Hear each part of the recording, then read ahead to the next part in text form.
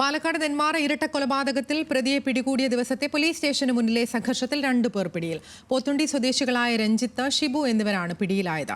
പാലക്കാട് നിന്ന് പ്രസാദ് ഉടുമ്പിശ്ശേരിയുണ്ട് വാർത്തയുടെ വിശദാംശങ്ങളുമായി. പ്രസാദ്, അന്ന് നമുക്കറിയാവുന്നതുപോലെ വലിയ പ്രതിഷേധമായിരുന്നു. ഇനിയും കൂടുതൽ അറസ്റ്റിനുള്ള സാധ്യതയുണ്ടോ?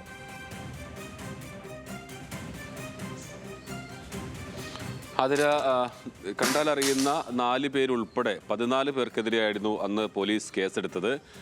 ഇന്നലെ രാത്രി 2 പേര്, യൂത്ത് കോൺഗ്രസ് പ്രവർത്തകനായ രഞ്ജിത്ത്, അതോടൊപ്പം തന്നെ ഷിബു, 2 പേരും പോത്തുണ്ടി സ്വദേശികളാണ്. ഇവരെയാണ് പോലീസ് ഇപ്പോൾ പിടികൂടിയിട്ടുള്ളത്.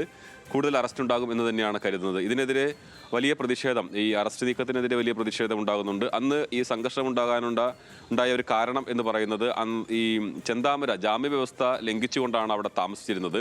അപ്പോൾ പോലീസിന് പരാതി ലഭിച്ചിട്ടും കൊല്ലപ്പെട്ട സുധാകരനും അദ്ദേഹത്തിൻ്റെ മകളും പരാതി നൽകി, അതോടൊപ്പം തന്നെ നാട്ടുകാരും പരാതി നൽകി. പക്ഷേ എന്നിട്ട് പോലും പോലീസ് ഒരു ജാഗ്രതയോട് കൂടിയുള്ള ഒരു ഇടപെടൽ പോലീസിൻ്റെ ഭാഗത്തു നിന്നുണ്ടായില്ല. ആ ഒരു ഘട്ടത്തിലാണ് പ്രതിയെ പിടികൂടിയ സമയത്ത് വലിയ പ്രതിഷേധം ആ പ്രദേശത്ത് ഉണ്ടായിട്ടുള്ളത്. നാട്ടുകാരുൾപ്പെടെ പോലീസ് സ്റ്റേഷന്റെ മുന്നിലേക്ക് വരികയും അവിടെ പ്രതിഷേധമുണ്ടാകുകയും ചെയ്തു.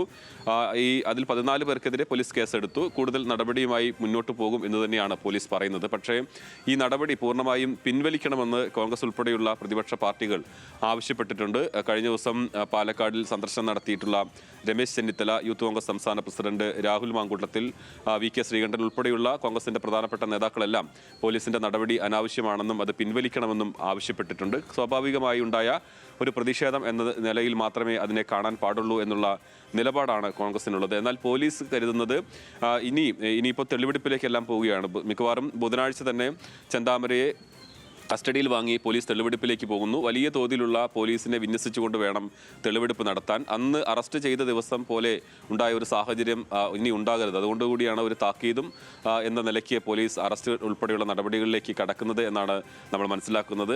500ഓളം പോലീസുകാരെയാണ് തെളിവെടുപ്പിനായി ഇപ്പോൾ തന്നെ ക്രമീകരിക്കാൻ ഒരുങ്ങുന്നത്. അപ്പോൾ ഈ സംഘർഷം ഒഴിവാക്കുക, അത് ഈ പറയുന്ന പോലെ എന്തെങ്കിലും തരത്തിൽ പ്രതിഷേധമുണ്ടെങ്കിൽ അവർക്കൊരു ജാഗ്രതാ നിർദ്ദേശം അല്ലെങ്കിൽ മുന്നറിയിപ്പ് കൊടുക്കുക എന്നുള്ളതാണ് ഈ അറസ്റ്റ് കൊണ്ട് ഉദ്ദേശിക്കുന്നതെന്നാണ് പോലീസ് പറയുന്നത്. എന്തായാലും ഈ അറസ്റ്റിൽ വലിയ പ്രതിഷേധം ഉണ്ടായിട്ടുണ്ട്.